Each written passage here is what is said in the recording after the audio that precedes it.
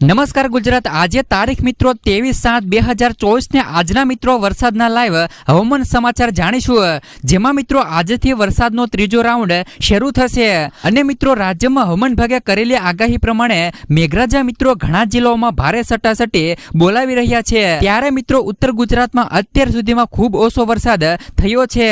વરસાદના પ્રથમ અને મિત્રો બીજા રાઉન્ડમાં સાર્વત્રિક અને ભારે વરસાદ ન થતા વરસાદની ઘટ પ્રવર્તી રહી છે।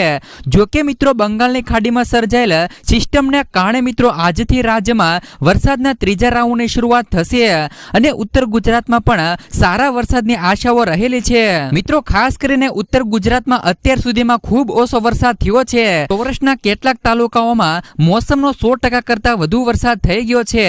તેની સામે ઉત્તર ગુજરાતમાં માત્ર 23.86% જ વરસાદ થયો છે અને મોટાભાગના તાલુકા કોરાધાર રહ્યા છે। વરસાદના પ્રથમ અને બીજા રાઉન્ડમાં આ વિસ્તારોમાં સાર્વત્રિક અને ભારે વરસાદ ન થતા વરસાદની ઘટ પ્રવર્તી રહી છે।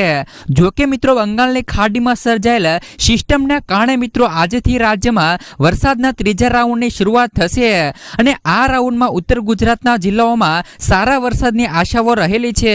હવામાન વિભાગ દ્વારા પણ મિત્રો આગામી 4 દિવસ છૂટાછવાયા અને હળવોથી લઈ ભારે વરસાદની આગાહી કરવામાં આવી છે। મિત્રો બંગાળની ખાડીમાં સર્જાયેલ ડિપ્રેશન સિસ્ટમ મિત્રો વેલમાર્ક લો પ્રેશરમાં ફેરવાઈ ગુજરાત તરફ આગળ વધી રહી હોય અને આજથી મિત્રો વરસાદના ત્રીજા રાઉન્ડની શરૂઆત થશે તેવું હવામાન નિષ્ણાતો જણાવી રહ્યા છે અને આ સિસ્ટમ મિત્રો ઉત્તર ગુજરાતને પણ અસર કરતા રહેશે। આગામી દિવસોમાં મિત્રો આ વિસ્તારોમાં હળવોથી લઈને ભારે વરસાદની શક્યતાઓ રહેલી છે। હવામાન વિભાગ દ્વારા મિત્રો પણ આજથી વરસાદનો રાઉન્ડ શરૂ થશે તેવી મિત્રો આગાહી પણ કરવામાં આવી છે, જેમાં મિત્રો સોમવારે અરવલ્લીમાં યલો એલર્ટ જાહેર કરવામાં આવ્યું છે અને મંગળવારે મિત્રો ઓરેન્જ એલર્ટ આ વિસ્તારોમાં રહેશે। મંગળવારે સાબરકાંઠા જિલ્લામાં પણ ઓરેન્જ એલર્ટ અને મિત્રો બનાસકાંઠા, મહેસાણા તેમજ પાટણ જિલ્લામાં યલો એલર્ટ જાહેર કરાયું છે।